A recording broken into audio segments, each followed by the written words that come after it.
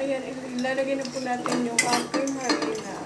So, nilusaw ko po siya kasi medyo mainit po ang ating sauce, mga kananay. So, ayan guys.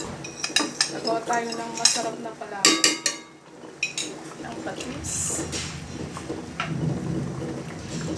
At black pepper po. Ayan.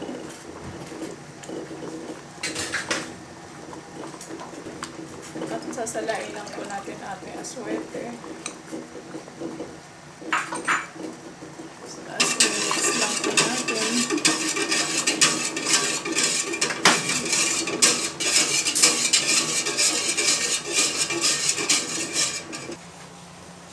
So, ayan na po siya, kumukulo na. Medyo malabo na po.